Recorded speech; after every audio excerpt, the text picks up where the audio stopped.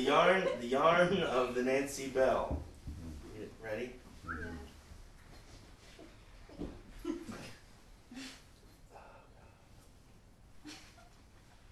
'Twas on the shores that round our coast, from Deal to Ramsgate span, that I met alone on a piece of stone an elderly naval man. His hair was weedy, his beard was long, and weedy and long was he. And I heard this wight on the shore recite in a singular minor key. Oh, I am a cook, and a captain bold, and a mate of the Nancy brig, and a boatswain tight, and a midshipmite, and a crew with a captain's gig. Then he shook his fists and tore his hair till I really felt afraid, for I couldn't help thinking the man had been drinking. So I simply said, "Oh, elderly man, it is little I know of the duties of men of the sea, but I'll eat my hand if I can understand how you could possibly be at once a cook and a captain bold, and the mate of the Nancy brig, and a boatswain tight, and a midshipmite, and the crew of the captain's gig." Well, he made a hitch to his trousers, which is a trick all seamen learn, and having got rid of a thumping quid, he spun this painful yarn.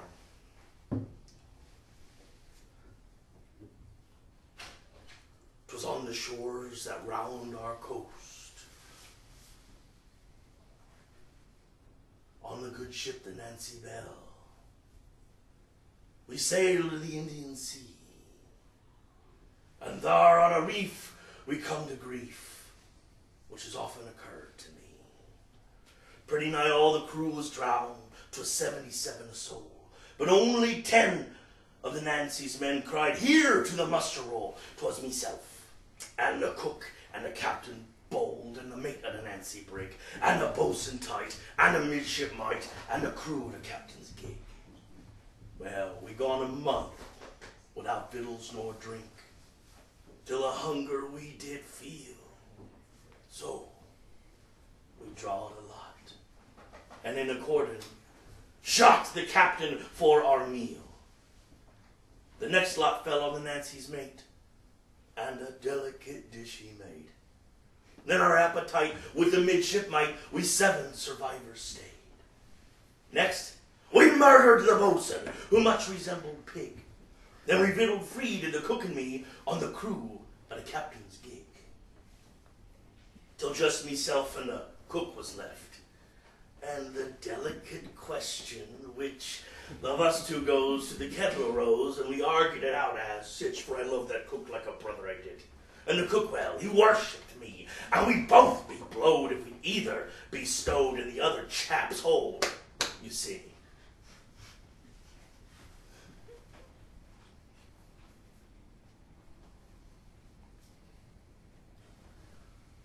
"I'd be eat if you dines off me," says John. "Yes, that," says I, "you'll be." "I'm boiled if I die, my friend," quoth I. "Exactly so," quoth he. "Oh, James, to murder me were a foolish thing to do. Don't you see you can't cook? Me, well, I can and will cook you." Then he boiled the water, and he added the salt and pepper in portions true, which he never forgot, and some chopped shallot and sage and parsley too. And then he says with a proper pride, which his smiling features tell, "'Twill soothing be if I let you see how extremely nice you'll smell." Then he stirs it round and round and round, and he sniffs at the foaming froth, when I ups with his heels and smothers his squeals in the scum of the boiling broth. And I eat that cook in a week or less, and as I eating be, the last of his chops, why, I almost drops, for a vessel in sight I see. And now I never joke, I never smile, I never dance nor play. Well, a single joke I have to croak, which is to say, "Oh, I I'm a cook, and a captain bold, and a mate of the Nancy brig, and a boatswain tight, and a midshipmite, and a crew of the captain's gig.